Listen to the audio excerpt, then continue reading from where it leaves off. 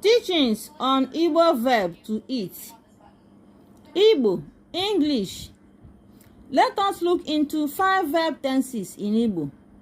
Let's start. Anyị riri nri ahụ. Anyị riri nri ahụ.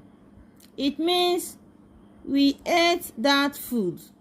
In English, riri nri is a verb in Igbo. Riri nri, ate. That is past tense. Another one says, Anam eri nri niile.